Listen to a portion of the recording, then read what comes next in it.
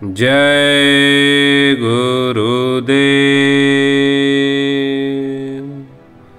एक बार परम पूज्य स्वामी जी महाराज ने सत्संग सुनाते हुए कहा, कहने को तो सब कहते हैं कि मैं भक्त हूँ, पर जब परीक्षा होती है तो विफल हो जाते हैं, डगमगा जाते हैं। इससे पता लगता है कि तुम में विश्वास नहीं है, प्यार नहीं है।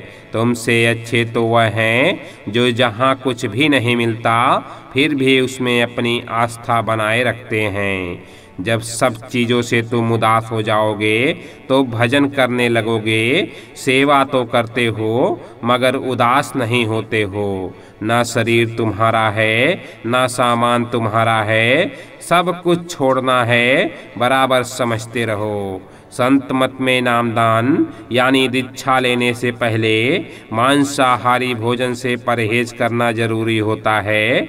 नामदान लेने के बाद मांस, मछली, अंडा सेवन करने वाला व्यक्ति बहुत बड़ा गुनहगार होता है और माफ़ी नहीं होती।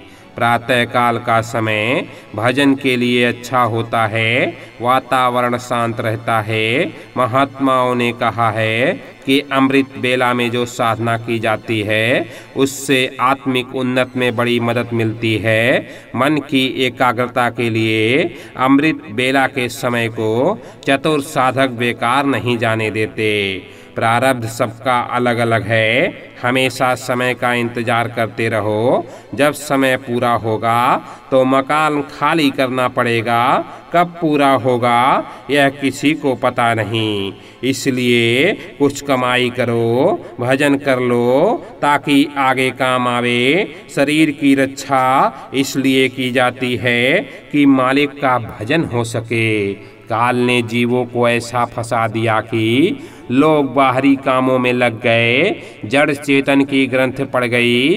असली काम तो भजन करना था। इसके लिए लगन लगाए रहो, जिससे तड़फ होगी, बेकली होगी और धीरे धीरे मन भजन की तरफ मुड़ने लगेगा।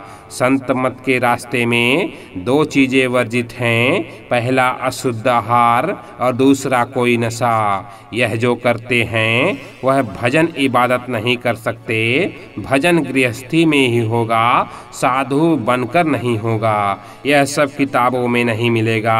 एक बात यह है कि आत्मा को सच्चे धाम पहुंचाना है और उसको उसके अमर धाम पहुंचाना है। यह पूरे संत गुरु का काम है। बिना पूर्ण गति प्राप्त संत के निज धाम जाना असंभव है। वह गुरु तुम्हारे पीछे पीछे चलता है, समय पड़ने पर अपना परिचय देता है। ऊपर बैठा हुआ मालिक तुमको नहीं ले जा सकता, ले वही जाएंगे जो यहाँ पर आते हैं। जिनको तुमने देखा नहीं उनसे प्यार कैसे होगा? जो यहाँ दिख रहा है, मौजूद है, उसी से प्रेम प्यार कर सकते हो। महात्माओं की वाणी कभी असत्य नहीं होगी। इस कलयुग में कलयुग जाएगा और कलयुग में सतयुग आएगा। दोनों युगों की जब टक्कर होगी तो महाभारत होगा और विनाश होगा। जो अच्छे लोग होंगे, जिनकी विचारधारा और कर्म अच्छे होंगे, वही बच पाएंगे। बुरे खान पान वालों के लिए वह समय बहुत भयानक होगा। तुम यहाँ आते हो मन को महीन करने के लिए, पर यहाँ आकर मन को मोटा कर लेते हो। राग देश लड़ाई झगड़े में लग जाते हो। यह रास्ता दीनता का है, श्रद्धा सबूरी का है। अहंकार में तने रहते हो, क्या मिलेगा? इतना बड़ा खजाना तुमको मिल गया, कोई इसे क्या दे सकता है? किसी के पास है नहीं जो तुमको दान कर दे। अपना भाग्य सराहो, लग कर दीनहीन बनकर, तड़प विरह का अंग लेकर अपना काम बना लो। यही जीवन का लक्ष्य है। आपको एक बात याद कराऊं, जाने माने मशहूर फकीर हुए हैं मियां मंसूर। उन्हें फांसी की सजा सुनाई गई थी तो शाही हुक्म था कि सब लोग इसको इतना पत्थर मारो, इतना पत्थर मारो कि उसकी मौत हो जाए। इसको संसार की सजा कहते थे। सब लोगों ने पत्थर मारना शुरू कर दिया कि शाही हुक्म था। मंसूर का एक बहुत अच्छा दोस्त था। वह सोच रहा था कि मैं कैसे मारूं, क्योंकि वह मंसूर की हकीकत को जानता था। सोचते सोचते वह एक फूल लाया। उसने सोचा कि फूल से मार दूंगा तो शाही हुक्म का पालन भी हो जाएगा और मंसूर को चोट भी नहीं लगेगी। जैसे ही उसने फूल फेंका, मंसूर कराह उठा। उसका दोस्त घबरा गया। उसने कहा कि इतने पत्थर पड़े, तू कुछ नहीं बोला और फूल लगने से तू कराह उठा। मंसूर ने जवाब दिया कि वह सब अनजान थे जो मेरे ऊपर पत्थर फेंक रहे थे। तू जानता था कि मैं क्या दे सकता हूँ, फिर भी तुमने मुझ पर वार किया। यह काल की बस्ती है, जो करोगे वह भरोगे। वासनाएं ही जन्म देती हैं, इसलिए इच्छाओं को उठाओ। धीरे धीरे उठाओगे तो समूह बन जाएगा। जब भजन करने की इच्छा का समूह बन जाएगा तो फिर चाहे जब बैठो भजन बनने लगेगा। चाहे जब आओ जाओ, जितनी जरूरत है उतना ही इधर की इच्छा रखो। यहाँ के काम कभी पूरे नहीं होंगे। जिस देश में कमी है वहाँ कमी रहेगी। इसलिए मैं आगाह करता हूँ कि अपने हृदय में दया रखो। दया रहेगी तो जल्दी से निकल चलोगे। किसी को मारोगे, काटोगे, लूटोगे तो नहीं निकल सकते हो।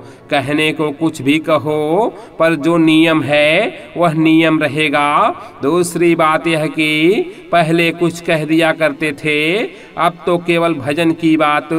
जो कुछ कह दिया उसको समझो तो ठीक, नहीं समझोगे तो उल्टा पड़ जाएगा। इसलिए हिंदुओं की कोई चर्चा नहीं, मुसलमानों की कोई चर्चा नहीं, सिख ईसाइयों की कोई चर्चा नहीं।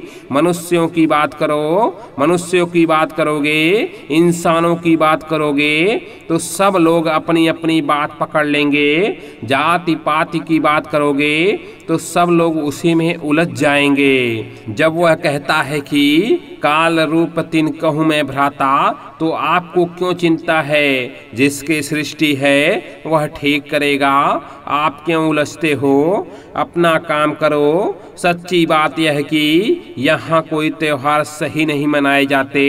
वह होली हो, दिवाली हो या कोई और हो, यहाँ तो सब कूड़ा कचरा है।